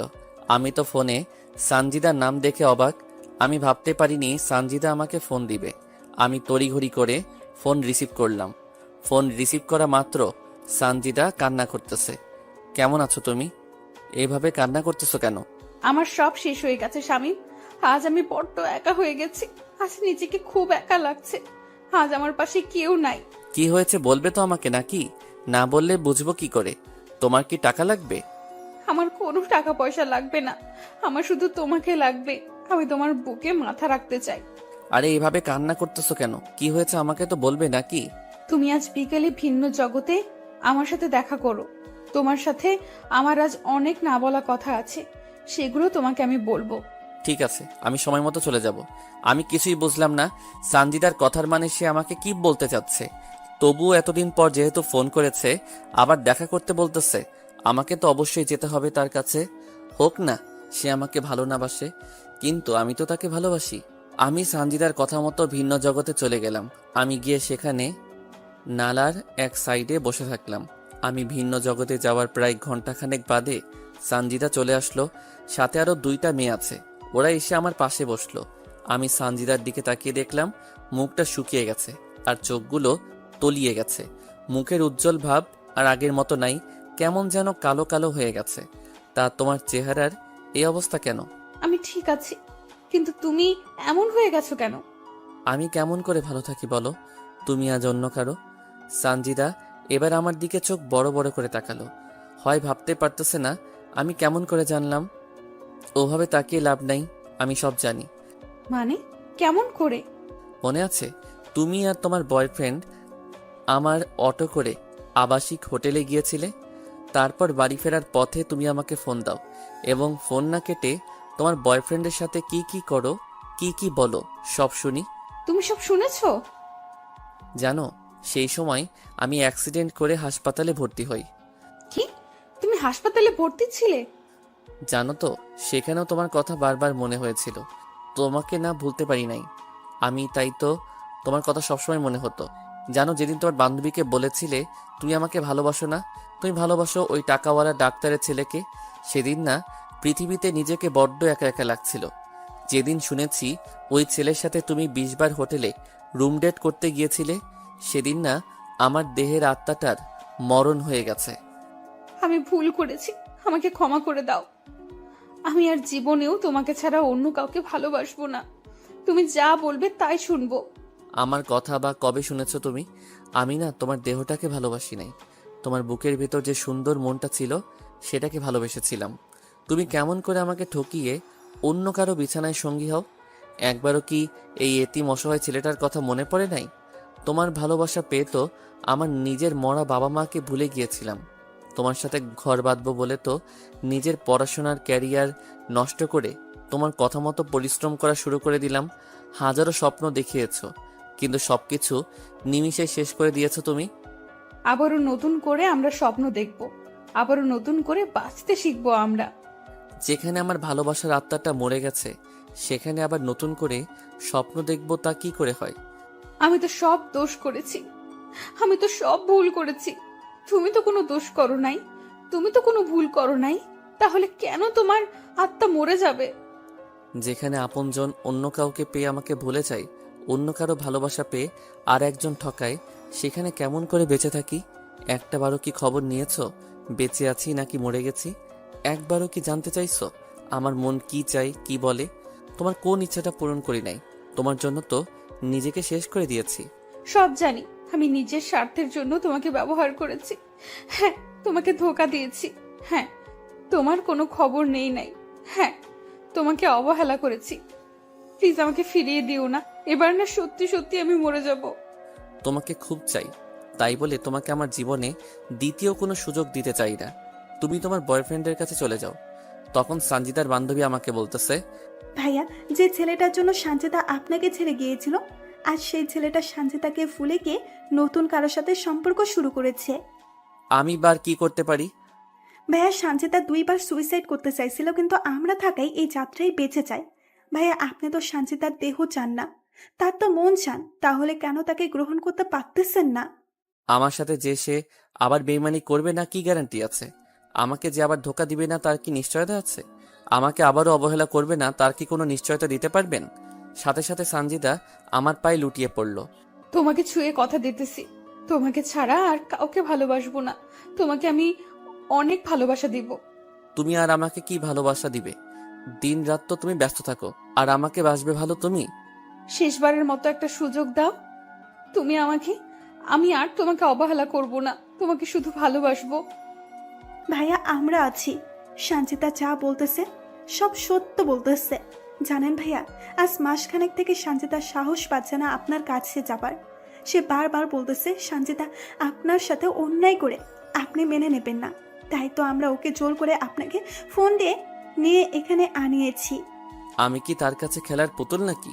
তোদের আগেই বলেছি, এই নষ্টা খারাপ মেয়েকে কোনোদিনও আপন করে নিবে না ও। তোরা তো আমার কথা শুনলি না, আমাকে তো আর কোনো সুযোগও দিল না সে। এই, কে বলেছে তুমি খারাপ? কে বলেছে তুমি নষ্টা? তুমি তো আমার কাছে সেই আগের মতোই পবিত্র। তোমাকে কোথাও যেতে হবে না, শুধু আমাকে একটু ভালোবাসা দিলে হবে। সাথে সাথে সানজিদা কার বান্ধবীর সামনে আমাকে এই প্রথমবার জড়িয়ে ধরলো। আমাকে জড়িয়ে ধরে কান্না করতে থাকলো সানজিদা। এই পাগলি, আর কান্না করতে হবে না, আমি তো আছি। আমি তোমাকে ভালোবাসা দিয়ে তোমার সব অতীত মুছে দিব। তোমাকে আর কাঁদতে হবে না, আমি তোমার পাশে আছি। আমি জানি তো তুমি আমাকে অনেক ভালোবাসো। তারপর সেখানে একটু ঘুরে তারা চলে গেল রংপুরে। সানজিদা এখন নিয়মিত আমার সাথে যোগাযোগ করে, নিয়মিত তার সাথে আমার কথা হয়। সানজিদা একদিন তার বাড়িতে এসে আমাকে নিয়ে একটু ঘুরতে বের হলো। আমরা এলাকাটা একটু ঘোরাফেরা করে আমাদের কলেজের বান্ধবী ইতির বাড়িতে গেলাম। ইতি আমাদেরকে দেখে নাস্তা নিয়ে আসলো, আমরা তা খেলাম। আমাদের দুজনের প্রেমের কথা আমাদের সব বন্ধু বান্ধবীকে জানিয়ে দেই আমরা নিজেই। তারপর ইতি বাইরে গেলে সানজিদা বলতে লাগলো, সত্যি তোমার মতো করে এই পৃথিবীতে কেউ আমাকে ভালোবাসে নাই। তোমার ভালোবাসা পেয়ে আমি আমার কালো অতীত ভুলে গেছি। এখন বুঝেছি দেহের ভালোবাসার চেয়ে মনের ভালোবাসা হাজার গুণ দামি আর পবিত্র। তোমার ভালোবাসা পাওয়ার পর তো আমি নতুন করে বাঁচতে শিখেছি। আমি চাই তুমি খুব দ্রুত আগে বাড়িটা করো, তারপর তোমার ঘরে আমাকে তোলো। এখন অনেক সময় লাগবে, আমার কাছে এখন তেমন কোনো টাকা নাই। কারণ আমার কারণে তোমার অনেক ক্ষতি হয়ে গেছে। আজ আমি তোমাকে অনেক কষ্টের দিকে নিয়ে গেছি। ওসব বাদ দাও তো, ইনশাল্লাহ 1 বছরের মধ্যে নিজের বাড়ি করব। আমি তোমাকে নিয়ে এই জীবন পার করে দিতে চাই। তোমার মাঝে আমার সুখ খুঁজে পেয়েছি আমি। আমিও তোমার সাথে জীবন পার করে দিতে চাই। তোমার সাথে আমি বেঁচে থাকতে চাই, মরে যেতে চাই। সেখান থেকে আমরা চলে আসি। তারপর থেকে আমি আর সানজিদা সময় পেলে দেখা করি, কথা বলি। আমরা দুজন অনেক জায়গায় ঘুরতে যাই। ঠিক স্কুল কলেজ জীবনের মতো শুরু হয়ে গেল। আমরা একে অপরের প্রতি অনেকটা নির্ভর হয়ে পড়ি। দেখতে দেখতে সানজিদার পড়াশোনা প্রায় শেষের পথে আসে। আমিও জমি কিনে বাড়ি করে ফেলি। আমি আবারও আগের মতো বেশি বেশি রোজগার করতে থাকি। অনেক বড় ঘরের মেয়ে সানজিদা, তাকে তো একটু হলেও ভালো রাখতে হবে। সে তো এখন বড় ডাক্তার হচ্ছে, তাকে ভালোভাবে দেখাশোনা করা লাগবে। তো একদিন রাতে সানজিদা আমাকে ফোন দিল। আজ এত রাতে ফোন দিলে যে, কোনো কি সমস্যা তোমার? আমার না কিছু টাকা লাগবে, অনেক প্রয়োজন। কত টাকা লাগবে তোমার? এই তো 30,000 টাকা লাগবে আমার। কালকে তোমাকে দিয়ে দিব। তুমি সত্যি অনেক ভালো, তুমি সত্যি আমাকে অনেক বেশি ভালোবাসো। তোমার জন্য যদি জীবন দিতে পারি, এটা কোনো ব্যাপার হলো? আচ্ছা তাহলে ঘুমাও, কালকে তোমার সাথে কথা হবে। সানজিদা ফোন কেটে দিল। আমিও ঘুমিয়ে গেলাম। পরের দিন বড় আম্মার কাছ থেকে টাকা নিয়ে চলে গেলাম সানজিদার কাছে। আমি ওর হোস্টেলের সামনে অটো দাঁড় করিয়ে সানজিদাকে ফোন দিলাম। সানজিদার সাথে সাথে হোস্টেলের বাইরে চলে এলো। আমি সানজিদার হাতে টাকা দিয়ে দিলাম। তুমি আজ এই টাকা দিয়ে আমার যা উপকার করলে আমি তা তোমাকে বলে বোঝাতে পারবো না। তোমার সামান্য কাজে আসতে পেরেছি, এটাই অনেক। তোমাকে সাহায্য করব না তো কাকে সাহায্য করব? তুমি ছাড়া আমার জীবনে বা আর কে আছে? তোমার মতো একজনকে পেয়ে আমি সত্যি অনেক খুশি। তোমার মতো করে কেউ ভালোবাসতে পারবে না। তোমাকেও পেয়ে আজ অনেক খুশি আমি। সেদিন সানজিদাকে টাকা দিয়ে বাড়ি চলে আসলাম আমি। আমার সাথে সানজিদার ভালোবাসা গভীর থেকে গভীরে যেতে থাকলো। আমি এখন অনেকটা সানজিদা নির্ভর হয়ে গেছি। আমার এখন দিনরাত সানজিদা ছাড়া চলে না। সানজিদাকে টাকা দেওয়ার পর 2 দিন সানজিদার সাথে আমার কথা হয়। এই 2 দিনে বুঝেছি সানজিদা এখন আমাকে সত্যি অনেক ভালোবাসে। 3 দিনের দিন রাত 10টার সময় সানজিদা আমাকে ফোন দিল। কি করো তুমি? কি আর করব, আমার একটা পাগল আছে, তার কথা ভাবতেছি। শুনি, সে পাগলটাকে? ফোনের ওপারে যে আমার সাথে কথা বলতেছে সেই পাগলটা। পাগল তো তোমারই আমি, তাই না? নতুন করে কি বলা লাগে? আচ্ছা, রাতে খেয়েছো তুমি? মাত্র খেয়ে আমার পাগলটাকে ফোন দিলাম। আচ্ছা তুমি খেয়েছো? একটু পরে খাবো। কেন কেন? এই আসলাম সবে, গোসল করে খাওয়া করব। এখন এত কষ্ট করতেছো কেন তুমি? তোমার এখন নিজের বাড়ি আছে, আর কি চিন্তা করা লাগে? এত কাজ করলে কি হবে বলো? বারে, তোমার আমার ভবিষ্যতের জন্য কিছু জমাতে হবে না? আর তাছাড়া তোমার তো এমনিতেই মাঝে মাঝে টাকা লাগে, তখন কি করে দিব? আর বেশি দিন তোমাকে জ্বালাবো না, আর তোমাকে কষ্ট দিব না। আর মাত্র কয়েকটা মাস চলে গেলে আমি পুরো দমে একজন ডাক্তার হব। তখন আর তোমার কাছ থেকে টাকা নেব না, তোমাকে কোনো কাজও করতে দিব না। কাজ না করলে কি করব আমি? তুমি শুধু আমাকে ভালোবাসবে আর আমার সাথে থাকবে, বুঝলে? আমি একাই কি ভালোবেসে যাব? তুমি আমাকে ভালোবাসবে না? তোমার কি এই বিষয়ে কোনো সন্দেহ আছে? নিজের থেকেও বেশি বিশ্বাস করি তোমাকে, আর সন্দেহ করব তোমাকে আমি? আমি জানি আমার পাগলটা আমাকে অনেক ভালোবাসবে আর বিশ্বাস করবে। তুমিও তো আমার থেকে আমাকে কম ভালোবাসো না। সানজিদার সাথে আরো নানা রকম বিষয় নিয়ে আমার কথা হলো। শেষে সানজিদা আমাকে বলল, এই শোনো, কালকে আমাদের ব্যাচের ছেলেমেয়েরা কক্সবাজার যাব। কেন যাবে হঠাৎ? মেডিকেলের কিছু প্র্যাকটিক্যাল আছে, সেই বিষয়ের জন্য। আরে বাবা, পড়াশোনার জন্য যাবে, আমাকে কি সেটা বলা লাগে? না মানে, না মানে কি বলো? টাকা লাগবে? সেদিনই তো টাকা দিলে, টাকা লাগবে না। তাহলে? আসলে আমরা 5 দিনের জন্য সেখানে যাচ্ছি, আর 5 দিন তোমার সাথে কোনো কথা বলতে পারবো না, তাই। আরে দূর, এটা কোনো ব্যাপার হলো? তোমার পড়াশোনা আগে, তারপর আমি। তারপরও আমার তোমাকে ছেড়ে যেতে মন সায় দিচ্ছে না। আরে বাবা, তোমার পড়াশোনা শেষ হলে তো আমি সবসময় তোমার সাথেই থাকতেছি। তোমাকে খুব মনে পড়বে আমার সেখানে। এই, ভুলেও পড়াশোনা করার সময় আমার কথা মনে করবে না, বুঝলে? আমি তো 100 বার করব তোমার কথা মনে। আরে বাবা, আমার কথা মনে করলে তোমার সেখানে পড়াশোনার ব্যাঘাত ঘটতে পারে তো। ঘটলে ঘটুক, তবুও তোমাকে ভুলবো না। আমি কি তোমাকে ভুলে যেতে বলেছি নাকি, শুধু পড়াশোনার সময় বাদ দিয়ে? আচ্ছা ঠিক আছে, এবার একটা নাইট কিস দাও তো। তারপর সানজিদা ফোন রেখে দিল। সানজিদা সত্যি আমাকে এতটা ভালোবাসবে, আমার এতটা কেয়ার করবে, তা কখনো কল্পনা করতে পারি নাই। আমি তো মনে করেছি আবার কোনো না কোনো স্বার্থে আমাকে সে ভালোবাসবে। দেখতে দেখতে 4 দিন চলে গেল। এই 4 দিনে সানজিদা আমাকে ফোন দেয় নাই, আমিও তাকে কোনো ফোন দেই নাই। যদি তার কোনো সমস্যা হয় পড়াশোনা করতে, তাই দেইনি ফোন। তো 4 দিনের সময় রাতে সানজিদা আমাকে ফোন দিল। এই শোনো, আজ রাতে গাড়িতে আমরা রংপুর যাচ্ছি, আর পরের মাসে 6 তারিখে বাড়িতে যাব। সত্যি তুমি আসবে? আমার পাগলটাকে যে অনেক দিন থেকে দেখি না। সত্যি বলতে তোমাকেও দেখার জন্য ভিতরটা কেমন যেন ছটফট ছটফট করতেছে। এইটাকেই বলে ভালোবাসা, বুঝলে? কেমন করে? তুমি যদি আমাকে ভালো না বাসতে, তাহলে আমাকে দেখার জন্য এত উতলা হতে না। আমাকে তুমি ভালোবাসো বলেই তো এমন করো, বুঝলে পাগল আমার? এবার বুঝেছি। আই ফোন রাখি, স্যার এসেছে। রংপুর পৌঁছে কথা হবে তোমার সাথে। আচ্ছা ঠিক আছে, আর হ্যাঁ, সাবধানে আসবে কিন্তু। সানজিদা ফোন রেখে দিল। আজ 4 দিন পর সানজিদার সাথে কথা বলতে পেরে কলিজায় পানি আসলো। আসলে সানজিদার সাথে কথা বলতে না পেরে খুব অস্বস্তি লাগছিল আমার। পরের দিন সানজিদা আবারও রংপুর আসলে আগের মতো আমাদের দুজনের কথা হতে থাকলো। সানজিদার ছুটি হলে সে বাড়িতে চলে আসলো। এসে আমার সাথে সে খুব ক্লোজভাবে চলাফেরা করা শুরু করলো। সানজিদা আমার সাথে এতটাই ক্লোজ হয়ে চলতেছে, নিজেকে কন্ট্রোল করে রাখাটা অনেক দায়। তো এইভাবে প্রায় সপ্তাহ আমরা একসাথে চলাফেরা করেছি, অনেক জায়গায় ঘুরেছি। বিশেষ করে ছোটবেলায় যে জায়গাগুলোতে আমরা বেশি যেতাম, সেই জায়গাগুলো সানজিদা আমার এত কেয়ার করে যে মনে হয় সে আমার বিয়ে করা বউ। আমি সামান্য আঘাত পেলে অস্থির হয়ে যায় সানজিদা ওর ওড়না দিয়ে বারংবার আমার শরীরের ঘাম মুছে দেয়। কোথাও খেতে গেলে আমাকে নিজ হাতে খাইয়ে দেয়। একটা আইসক্রিম দুজনে খাই, কোনো কোক বা ঠান্ডা নিলে সেটাও দুজনে একসাথে খাই স্ট্র দিয়ে। আমাকে নিয়ে ভবিষ্যতে কিভাবে সংসার করবে সব বলতেছে। আমাকে এমনভাবে সে ভালোবাসা শুরু করে দিয়েছে, আমি যদি ওকে ছেড়ে দেই তাহলে সে মরে যাবে এমন অবস্থা। আমাকে সব সময় তার দুহাত দিয়ে আমার হাত জড়িয়ে ধরে থাকে। তবে সানজিদা শহরে গিয়ে একটু ওয়েস্টার্ন ড্রেস পরা শুরু করে দিয়েছে। সে গ্রামেও এসব পোশাক পরে, তবে তার বাড়িতে থাকলে। এই, কালকে তো চলে যাচ্ছি আমি। কালকে চলে যাবা? আর কয়টা দিন থাকো না? আমিও তো চাই সব সময় তোমার সাথে সাথে থাকতে, কিন্তু পড়াশোনার কারণে পারি না তো। তাহলে আজকেই যাব। তুমি? যাব, তবে তবে কি সানজিদা? তোমার কাছে একটা জিনিস চাইবো, দিবে আমাকে? কি জিনিস চাই তোমার? আজকে রাতটা তোমার কাছে চাই আমি। সানজিদা কি বলতেছো এসব তুমি? দেখো সানজিদা, বিয়ের আগে এসব করা হারাম, পাপ। আমি তোমাকে ভালোবাসি, তোমার শরীরকে নয়। আমি জানি এসব পাপ, কিন্তু তোমাকে কাছে পেতে চাই আমি।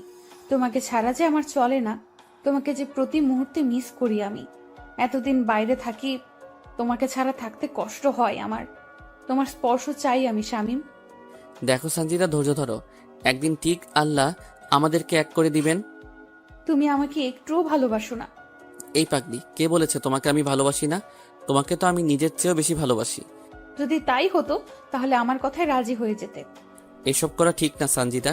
ও বুঝেছি, আমি তো আবার খারাপ মেয়ে। আমার সাথে প্রেম করা যায়, কিন্তু অন্য কিছু করা যায় না।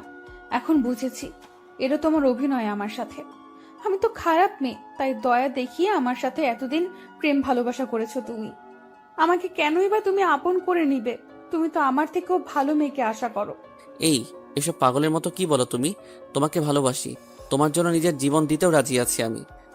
তাহলে রাজি হচ্ছ না কেন তুমি? তুমি না বললে আজকে চলে যাবে? তাহলে আমার সাথে থাকতে চাচ্ছ যে? সবাই জানবে আমি রংপুরে গেছি, কিন্তু রাতটা তোমার সাথে কাটাবো, আর দুজনের রঙিন দুনিয়াতে হারিয়ে যাব। সকালবেলা তুমি আমাকে রংপুরে রেখে আসবে। আমি এসব পারবো না, আর আমি এখনো বড় আবার বাড়িতে থাকি, কেউ দেখলে বা জানলে সমস্যা হবে। বাহ, তাহলে তো ভালোই হলো। মানে? তোমার নতুন বাড়িতে আমাদের দুজনের বাসর হবে, আর আমি নতুন বউ হয়ে তোমার বাড়িতে যাব, বুঝলে? তাহলে কেউ জানবেও না, শুনবেও না। না, আমি পারবো না তোমার সাথে এসব করতে। আমার কথায় যদি রাজি না হও, তাহলে এখানেই নিজের ক্ষতি করে ফেলবো, বলে দিলাম। কি করবে তুমি? সানজিদার সাথে সাথে একটা ব্লেড বের করলো আর তার হাতে হালকা টান দিল। ব্লেড হাতে টান দেওয়ার সাথেই সানজিদার হাত থেকে রক্ত ঝরতে থাকলো। এই কি করতেছো তুমি এসব? ব্লেডটা এক্ষুনি ফেলে দাও বলতেছি। আমার কথায় রাজি না হলে আরো কি যে করব নিজেও জানি না। এবার সানজিদার এমন কথা শুনে অনেকটা ভয় পেয়ে গেলাম। ওর হাতটাও আমাকে ধরতে দিতেছে না, আর ওর হাত থেকে রক্ত ফোটায় ফোটায় পড়তেছে।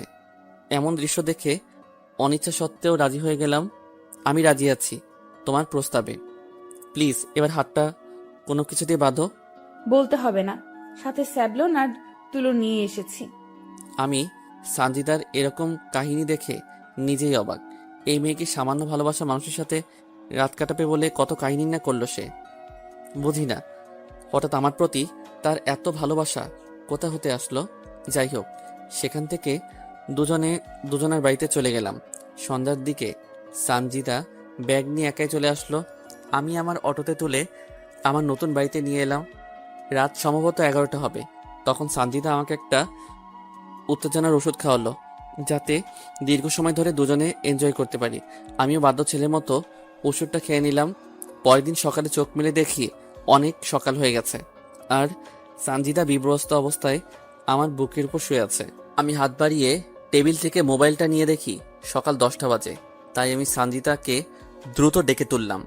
আর একটু ঘুমাই না। এই 10টা বাজে, অনেক সকাল হয়ে গেছে, তোমাকে রংপুর যেতে হবে না? সানজিদা ধরপড় করে উঠে দেখে তার শরীরে কোনো পোশাক নেই, তাই সে বিছানার চাদরটা ওর গায়ে জড়িয়ে নিল। আমি অবাক দৃষ্টিতে সানজিদার দিকে তাকিয়ে থাকলাম। সারা রাত কত অত্যাচার করলে, আর এখন এইভাবে আমার দিকে কি দেখো? না মানে আমার না কালকে রাতের কিছুই মনে পড়তেছে না। মনে পড়বে কি করে? যা যা করেছো না আমার সাথে, উফ বাবা, আর একটু হলে মরে যেতাম। এসব কি বলো তুমি? আর সত্যি বলতেছি, আমার কোনো কিছু মনে পড়তেছে না। কালকের ওষুধের গুণ ওটা, বুঝলে? যাও তুমি ফ্রেশ হও, আমি ড্রেস পরবো। তুমি গোসল করবে না? এমনিতে সময় অনেক চলে গেছে, গোসল করার সময় নাই। হোস্টেলে গিয়ে গোসল করব। তাই বলে এই শরীরে যাবে তুমি? অত কথা বলার সময় নাই, যাও মুখ ধুয়ে আসো। রংপুর খাওয়া দাওয়া করবো, যাও তো। তাই বলে উফ, তুমিও না বেশি বেশি, যাও তো। আমিও ঘর থেকে বের হয়ে টিউবওয়েলে গিয়ে হাত মুখ ধুয়ে ঘরে এলাম। এসে দেখি সানজিদা জিন্স টপস আর মাথায় ওড়না পেঁচিয়ে নিয়েছে। আমি অটো বের করে সানজিদাকে অটোতে তুলে নিলাম। অটোতে করে সানজিদাকে রংপুরে ওর হোস্টেলে দিয়ে আবার অটো নিয়ে চলে আসলাম। রংপুরেও আর কোনো খাওয়া হলো না, শুধু দৌড়ের উপরে রেখেছে আমাকে, কোথাও অটো দাঁড় করাতেও দেয়নি সানজিদা। বাড়িতে আসার পর বড় আম্মার কাছ থেকে খাবার নিয়ে খেলাম। তারপর অটো নিয়ে বেরিয়ে পড়লাম নিত্যদিনের মতো। ভালোবাসা এমন একটা জিনিস, সেখানে বিশ্বাস আর ভরসা রাখা চাই, যা আমি সানজিদাকে করি। সানজিদা যাবার 20 দিন পর আমাকে ফোন দিল। তোমার জন্য একটা খুশির সংবাদ আছে। কি খুশি সংবাদ আছে? আমার লজ্জা করতেছে বলতে। আরে খুশি সংবাদ দিতে আবার লজ্জার কি আছে? এটা যদি তুমি বুঝতে তাহলে কখনো বলতে না। যদি লজ্জা করে তো বলার দরকার নাই। এই তুমি রাগ করো কেন? বলতেছি তো। তো বলো। তুমি বাবা আর আমি মা হতে চলেছি। কি? সত্যি বলতেছি, তুমি বাবা হচ্ছ। আমি? কেমন করে? সেদিন রাতের কথা ভুলে গেলে? তোমার আর আমার যা হয়েছিল তার ফল এটা। এটা কি করে সম্ভব? সব সম্ভব, বুঝলে? আর একটা প্রাপ্তবয়স্ক ছেলে মেয়ে যা করলে খুব দ্রুত হয়, তাই হয়েছে। তো তুমি আসো, আমরা বিয়ে করে নেই। আমি কালকে বাড়িতে যাইতেছি, তখন সব বিস্তারিত কথা হবে। ঠিক আছে তাহলে, ফোন রেখে দিলাম। কিন্তু আমি বুঝতেছি না এটা কেমন করে হয়। আমার তো মনেই হচ্ছে না সানজিদার সাথে আমার খারাপ কোনো সম্পর্ক হয়েছে। যদি সানজিদা অন্য কারোর সাথে এমন করে প্রেগনেন্ট হয়, তার দায়ভার আমার উপর চাপিয়ে দেয়। ছি ছি, এসব আমি কি ভাবতেছি? সানজিদা এমন কোনো কাজ করবে না, কারণ সানজিদা আমাকে ভালোবাসে, অন্য কাউকে না। আর সানজিদা আমাকে মিথ্যা কথা কেনই বা বলবে? আমি জানি সানজিদা আমাকে অনেক ভালোবাসে। পরের দিন আর অটো নিয়ে বাইরে গেলাম না। সারাদিন বাড়িতে ছিলাম, কিন্তু দিন গড়িয়ে সন্ধ্যা হলো, তবুও সানজিদা আসলো না। রাতে সানজিদা আমাকে ফোন করে আমার নতুন বাড়িতে যেতে বলল। আমি সেখানে গিয়ে দেখি সানজিদা আগে থেকে এখানে এসেছে। তুমি কখন আসলে? এই তো মাত্র আসলাম আমি। চলো আজকেই তোমাকে বিয়ে করব, আর আমাদের পবিত্র সম্পর্কের সন্তানকে সমাজের চোখে স্বীকৃতি দেই। না, তা আমি চাচ্ছি না। মানে? আমি এই সন্তান পৃথিবীতে আনতে পারবো না। কেন? দেখো শামীম, আমার নিজের ক্যারিয়ার এখনো ঠিক হয়নি, এর মাঝে আমি এসব ঝামেলায় পড়তে চাই না। আরে বোকা, সমস্যা কি? আমি তো আছি। যতদিন তোমার ক্যারিয়ার ঠিক না হয় ততদিন তোমাকে চালাবো। সেটা বড় কথা নয়, আমরা যতই বিয়ে করি না কেন আমার পেটের সন্তান তো নাজায়েজ। কি বলো এসব তুমি? ঠিক কথাই তো বলেছি, কারণ আমরা বিয়ের আগেই শারীরিক সম্পর্কে নিজেদেরকে জড়িয়েছি। এখন যতই বিয়ে করি না কেন আমাদের পেটের সন্তান কিন্তু নাজায়েজ, বৈধ হবে না। আমি অত কিছু বুঝি না। আমার সন্তানকে আমি পৃথিবীর আলো বাতাস দেখাতে চাই। আমি সেটা কোনোভাবেই পারবো না শামীম। সবাই জানাজানি হলে আমাদের সন্তানকে সবাই নাজায়েজ সন্তান বলবে, আমি মা হয়ে তা সহ্য করতে পারবো না। কেউ জানলে না বলবে। এখন তো মানুষ বিয়ের বছরের মধ্যেই বাবা মা হয়ে যায়, আর আমাদের না হয় তাই হবে, সমস্যা কি? তুমি বুঝতে পারতেছো না, আমার বন্ধু বান্ধবী ওরা কি ভাববে, আমার মেডিকেল টিচার ওনারা কি ভাববে, আমার পরিবার। বোঝার চেষ্টা করতেছো না কেন তুমি? তো এখন কি করতে চাও তুমি? অ্যাবর্শন করতে চাই আমি। এটা করা কি ঠিক হবে? একটা নিষ্পাপ শিশুকে মেরে ফেলবে যে কিনা এখনো পৃথিবীর আলো বাতাস দেখলো না। তুমি যদি মেয়ে হতে তাহলে বুঝতে কেন এমন কঠোর সিদ্ধান্ত নিতেছি। আমারও তো ইচ্ছে করে আমার সন্তান বেঁচে থাকুক, কিন্তু ঠিক আছে, যা করলে তোমার ভালো হয় তাই করিও। কিন্তু একটা সমস্যা হয়ে গেছে। কি সমস্যা? আমার কাছে কোনো টাকা নাই, কিভাবে অ্যাবর্শন করাবো? কত টাকা লাগবে? এই 20,000 টাকা হলে হবে। অ্যাবর্শন করতে 20,000 টাকা লাগে? তা তো আগে কখনো শুনিনি। আমি জানি সিজার করতে, সন্তান জন্ম দিতে এত টাকা লাগে, আর এখন অ্যাবর্শন করাতেও এত টাকা লাগে? বেশি বুঝো তুমি, আগে আমার কথাটা শুনবা তো নাকি? কি কথা? সামনের 17 তারিখ থেকে আমার পরীক্ষা আছে। আমি যদি কালকেও অ্যাবর্শন করি তাহলে প্রথম পরীক্ষা আমি দিতে পারবো না, তার মানে সে পরীক্ষাতে আমি ফেল করব। তাই ফেল যেন না আসে, তাই টাকা চাচ্ছি যাতে পাশ করতে পারি আর ডাক্তার হতে পারি। তোমাকে যেন আর কোনো কষ্ট করা না লাগে, আমিও তোমাকে দ্রুত বিয়ে করে সংসার করতে পারি। ও, এবার বুঝেছি। তুমি থাকো, আমি বড় আম্মার কাছ থেকে টাকা নিয়ে আসি। সেখান থেকে আমি বড় আব্বার বাড়িতে আসলাম, তারপর বড় আম্মার কাছ থেকে টাকা নিলাম। তখন বড় আম্মা বলতেছে, বাবা, তুই এত টাকা নিয়ে কি করিস? একজনকে দিব। জুয়া টুয়া খেলিস না তো? সেদিনই 30,000 টাকা নিলি, আজ আবার 20,000 টাকা নিলি। এভাবে টাকা নিলে কিভাবে কি করবি তুই? আরে বাবা, টাকা তো আর নষ্ট হচ্ছে না, আমি একটা ব্যাংকে রাখতেছি, বুঝলে? তুই যা ভালো বুঝিস বাবা। বড় আমার কাছ থেকে টাকা নিয়ে এসে সানজিদার হাতে দিলাম। তারপর সানজিদা সেই রাতেই আবার চলে গেল। সে নাকি কাল সকালে অ্যাবর্শন করবে। আমি যেন তাকে 3 দিন ফোন না দেই, সে নাকি সে সময় খুব অসুস্থ থাকবে। সানজিদা চলে যাওয়ার পর সানজিদার সাথে আমার 3 দিন কোনো কথা হয়নি। 3 দিন পর সানজিদা নিজেই আমাকে ফোন দেয়, কথা হয়। তো এভাবে চলতে থাকে আমাদের প্রেম ভালোবাসা। তো সেদিন আমি আবারও রংপুর দোকানের মাল কিনে আনার জন্য গেলাম। আসার পথে চিন্তা করলাম সানজিদার সাথে একটু দেখা করে আসি, তাই তার কলেজ ক্যাম্পাসে চলে গেলাম। গিয়ে দেখি সানজিদা আজ শাড়ি পরে এসেছে, সাথে তার আরও 2টা বান্ধবীও। আমাকে দেখা মাত্র সানজিদা ওর বন্ধু বান্ধবীর কাছ থেকে আমার কাছে আসলো। হঠাৎ তুমি এখানে কিসের জন্য এসেছো? না মানে, রংপুর এসেছে একজনের দোকানের মাল কিনতে, তাই ভাবলাম তোমার সাথে একটু দেখা করে যাই। ভালো করেছো। তোমার ক্লাস নাই, আর এরকম সেজে কলেজে এসেছো কেন? ক্লাস শেষ করেছি আর বন্ধুরা সহ একটা পার্টিতে যাব একটু পরে। পড়াশোনা বাদ দিয়ে পার্টিতে কি তোমার? আরে বাবা, এটা কোনো বাজে পার্টি না, আমাদের এক বান্ধবীর বিয়ের রিসেপশনের পার্টিতে যাচ্ছি, বুঝলে? ও, এবার বুঝেছি। আমাকে কি বিশ্বাস হয় না? কি যে বলো না তুমি, তোমাকে আমার বিশ্বাস হবে না? তাহলে এভাবে বলো কেন? আর এইভাবে বলবো না। আমাদের কথা শেষ হয়নি, একটা ছেলে বাইক নিয়ে সরাসরি আমাদের কাছে আসলো, আর এসে সানজিদাকে বলল তার বাইকে উঠতে। ছেলেটা দেখতে অনেক সুন্দর আর হ্যান্ডসাম, ড্রেস আপও বড় লোক বাবার ছেলের মতো। যে কোনো মেয়ে তার প্রেমে পড়তে বাধ্য হবে, আর তার কথা বলার ধরন দেখলে মনে হবে যেন তার কথায় মিষ্টি মিশানো। আচ্ছা শামীম, তাহলে তুমি বাড়িতে যাও, আমি এবার পার্টিতে যাই, এমনিতে অনেক দেরি হয়ে গেল। তারপর সানজিদা ছেলেটার বাইকে করে চলে গেল। হতে পারে ছেলেটা সানজিদার বন্ধু, তাই হয়তো সানজিদা তার সাথে গেল। আমি আর কোনো কিছু না ভেবে বাড়িতে চলে আসলাম। যার মাল কিনতে গেছিলাম তাকে তার মাল বুঝিয়ে দিয়ে ভাড়া নিয়ে নিলাম। একা আছি, পাশে কেউ নাই, আর খবর নেবেই বাকে। একাকিত্ব বড় যন্ত্রণাদায়ক, তবুও আপনাদের একটু মন ভালো রাখার জন্য পর্ব দিলাম। জানি না কবে এসব ভোগান্তি থেকে বের হব। সত্যি ডিপ্রেশন মানুষকে মৃত্যুর দিকে নিয়ে যায়।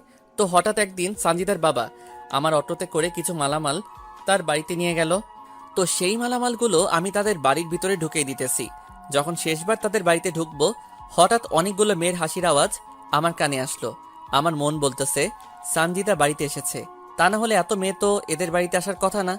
কৌতূহল বশত আমি সেই হাসির আওয়াজের দিকে এগিয়ে যেতে থাকলাম। তখনও আমার কাঁধে সানজিদার বাবার কেনা চাউলের বস্তা। তখন আমি উকি মেরে দেখতে থাকলাম সানজিদা আছে কিনা। আমি উকি দিয়ে দেখি সানজিদা একটা ছেলেকে জড়িয়ে ধরে আছে, আর ছেলেটা কেউ নয়, সেদিনের বাইকের ছেলেটা। এবং তার বান্ধবীরা নানা রকম কথা বলতেছে। তোর সাথে রাপি ভাইয়াকে সেই মানিয়েছে। দেখতে হবে না পছন্দটা কার। তো ভাইয়ার সাথে কি বিয়ে দেবে তোর বাবা?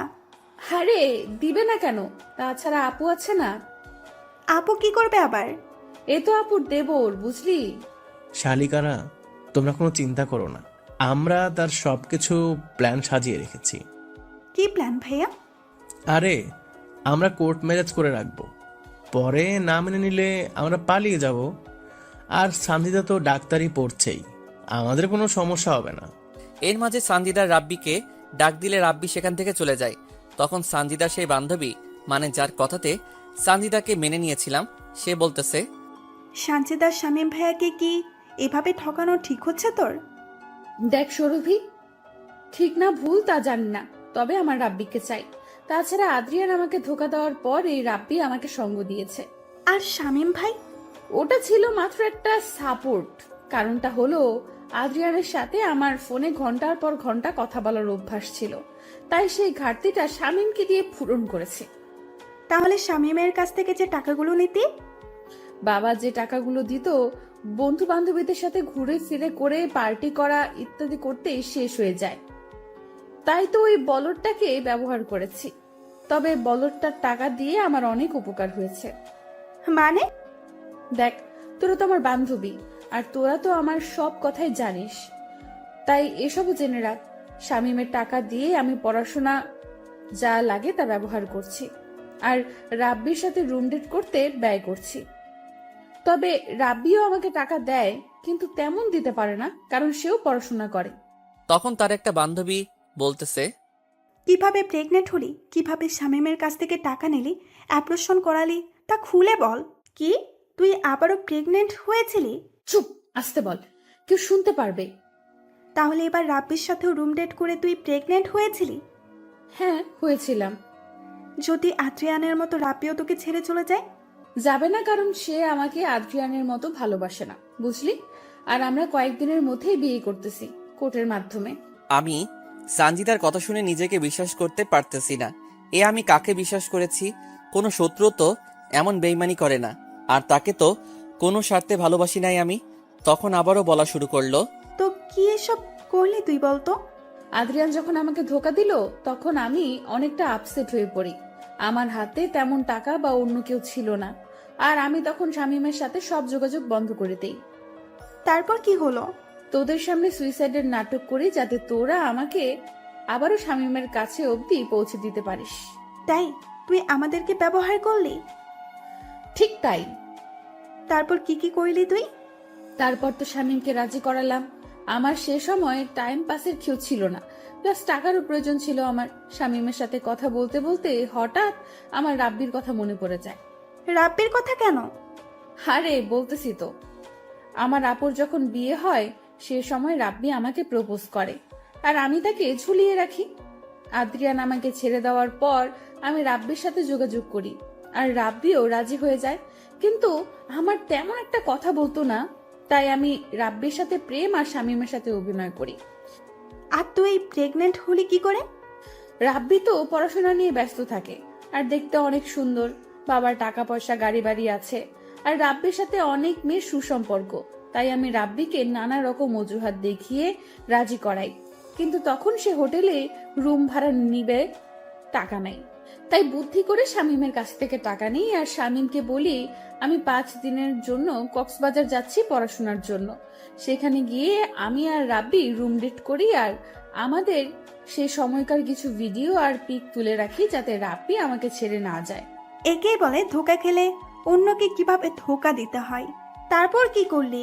সেখান থেকে রংপুর আসার কিছুদিন পর জানতে পারি আমি আবারও প্রেগনেন্ট। তাই বুদ্ধি করে বাড়িতে চলে আসি আর শামীমের সাথে এমনভাবে মিশি যেন সে আমাকে কাছে পাওয়ার জন্য পাগল হয়, কিন্তু শালা বোকা কিছু কাজের না। তাই আমি তার সাথে শারীরিক সম্পর্ক করার জন্য বলি। পরে রাজি হলে তাকে ঘুমের ওষুধ খাওয়াই আর সে কিছু জানে না। পরে কি হলো? পরে তাকে ফোন করে বলি আমি প্রেগনেন্ট আর সে বাবা হতে যাচ্ছে। সে শুনে তো খুশিতে পাগল হবার অবস্থা। পরে তার বাড়িতে গিয়ে বলি আমি এ বাচ্চা নিব না। তার সে কি কান্না আর পারে না, পায়ে পড়ে। পরে শামীমকে বুঝিয়ে সুজিয়ে রাজি করাই আর এবসন করার কথা বলে আরো 20,000 টাকা নেই। আর রাব্বি জানে শামীমের সাথে আমার প্রেমের অভিনয়ের কথা। শামীম ভাইয়ের সাথে এসব কেন করতে গেলি? কেন তার জীবনটা নষ্ট করতে গেলি তুই? তোর জন্য তো সে অনেকটা পাগল। তোর সবকিছু জানার পরেও তো তোকে আপন করে নিয়েছিল। কোন মেয়েটা টাইম পাস না করে? সবাইকে এক ভাবিস না। আরে রাগ করিস কেন? সবার কথা তো বলি নাই। এমন অনেকে আছে যারা টাইম পাস করে। আমিও নিজেকে ভালো রাখার জন্য শামীমকে ব্যবহার করেছি। একটা বিষয় বুঝলাম না, শামীম ভাইয়ের সাথে তোর কিভাবে পরিচয় হলো? দুজনে একসাথে একই স্কুলে কলেজে পড়েছি, সেখান থেকে পরিচয়। সত্যি বলতে তার সাথে কোনো সম্পর্ক করার ইচ্ছা ছিল না। তাহলে? ও খুব ভালো ছাত্র ছিল আর আমি পড়াশোনা তেমন পারতাম না, তাই তাকে ব্যবহার করেছি। আর এমন ভাবে তার সাথে কথা বলেছি আর মিশেছি মনে হবে তাকে ছাড়া আমি অচল। আর যখন দেখলাম আমার জন্য শামীম সব করতে পারে, সব করতে প্রস্তুত, তখন তো নিজেকে ধন্য মনে করা শুরু করলাম। আর তাকে দিয়ে কত টাকা হাতিয়েছি তার হিসাব নেই। এতে আমার পড়াশোনার হাত খরচ, পোশাক, চলাফেরা করা খুব ভালো হয়েছে। একটা এতিম গরিব ছেলের সাথে এসব করা কি তোর ঠিক হয়েছে? যদি শামীম জানতে পারে বা তার নিজের কোনো ক্ষতি করে? জানতে দিলে না জানবে? রাব্বিকে বিয়ে করে ওকে বলবো বাড়ি থেকে জোর করে বিয়ে দিয়ে দিছে, বাস শেষ, ইচ্ছা খতম। এগুলো করা ঠিক হচ্ছে তোর, সঞ্চিতা? এই বেশি কথা বলিস না তো। তোদের জন্য রাব্বির সাথে একান্ত সময় কাটাতে পারতেছি না। তার চেয়ে বরং রাব্বিকে নিয়ে শামীমের বাড়ি গিয়ে একটু মজা করি। আমি সানজিদার এমন সব কথা শুনে কাঁধ থেকে চাউলের বস্তা নিচে ফেলে দিলাম। আমি ভাবতেও পারতেছি না এত বড় বেঈমান মানুষ কেমন করে হয়, এত সুন্দর অভিনয় মানুষ কেমন করে করতে পারে। হঠাৎ সানজিদার বাবা আমাকে বলে তার আরো কিছু নিয়ে আসা লাগবে। আমি সানজিদার বাবা সহ আবারও বাজারে গেলাম। বাজারে যাওয়ার পর সানজিদা আমাকে ফোন দিল। কেমন আছো তুমি? এই তো বাইরে আছি। আমি তোমার বাড়িতে আছি, কিছুক্ষণ পর আসো, ঠিক আছে? ঠিক আছে। তারপর সানজিদার বাবা আরো কি কি যেন কিনলো। সেখানে আরো সময় ব্যয় হলো। সেগুলো নিয়ে তার বাড়িতে দিয়ে আমি আমার নিজের বাড়িতে গেলাম। বাড়ির ভিতর ঢুকে দেখি দরজা খোলা। আমি একটু এগিয়ে গিয়ে দেখি রাব্বির ছেলেটা সহ সানজিদা শারীরিক সম্পর্ক করতেছে। এবার আর নিজেকে ধরে রাখতে পারলাম না। এবার সানজিদাকে উচিত শিক্ষা দিতে হবে আমার। রাব্বির সাথে যৌনতা শেষ হলে রাব্বি সানজিদাকে বলতেছে, বলে না তো এটা কার বাড়ি? আমার স্কুলের একটু বন্ধুর বাড়ি, আমার সাথে পড়াশোনা করত। এবার তুমি যাও, ও এসে এভাবে তোমার সাথে দেখলে সমস্যা হবে। তারপর রাব্বি ঘর থেকে বের হলো। আমি আড়ালে চলে গেলাম আর সানজিদা মাটিতে পড়ে থাকা কাপড় তুলে পড়তে লাগলো। আমি সেই সময় ঘরে ঢুকলাম। আমাকে আচমকা দেখে সানজিদা ঘাবড়ে গেল আর ঘামতে লাগলো। বর্তমান চারিদিকে তাকিয়ে দেখি সব কয়েদি, জেলার মৎস্য অফিসার, শিক্ষা অফিসার, সবার চোখে পানি, শুধু জজের চোখে পানি নাই। মেয়েটাকে তুমি মেরেছো? ঠিক কাজ করেছো তুমি। এমন বেঈমান মেয়ের বেঁচে থাকার কোনো কারণ আমি দেখি না। বলো না কিভাবে মারলে তাকে? তাহলে শুনুন, অতীত। আরে এই শীতের মধ্যে তুমি এভাবে ঘামতেছো কেন? কই ঘামতেছি আমি? এই দেখো তোমার কপালে ঘাম। সানজিদা সাথে সাথে আমাকে জড়িয়ে ধরলো। আমিও এই সুযোগে সানজিদাকে বিছানায় ফেলে দিলাম আর ওর ওড়না বুক থেকে নিয়ে ছিঁড়ে 2 ভাগ করলাম। এক অংশ দিয়ে ওর 2 হাত বাঁধলাম আর এক অংশ দিয়ে ওর 2 পা বাঁধলাম। তারপর অন্য ঘর থেকে রশি এনে 2 হাত 2 দিকে ছড়িয়ে খাটের সাথে বাঁধলাম আর 2 পা 2 দিকে দিয়ে বেঁধে ফেললাম। এই তুমি আমাকে এভাবে বাঁধলে কেন? আর আমার ওড়নাই বা কেন ছিঁড়ে ফেললে? জানেমান, সেদিন রাতে কি করেছি তা আমার মনে নাই, কিন্তু সেদিন রাতের মনে না থাকা কাজটা আজ করব। তাই বলে এইভাবে বেঁধে কেউ এসব কাজ করে? আমি তোমার প্রেমিকদের মতো করে ওসব করব না, একটু অন্যরকম ভাবে করব। ঘর থেকে বের হয়ে রান্নাঘরে গিয়ে একটা রামদা লবণ আর শুকনা মরিচের গুঁড়া নিয়ে আসলাম। এসব কেন নিয়ে আসলে তুমি? চুপ কর, তোর জন্য আজ আমার করুণ অবস্থা। এই, তোর কি ক্ষতি করেছি আমি? কেন আমার সাথে বেইমানি করলি তুই? মানে তুই যদি আমাকে ভালো না বাসবি তাহলে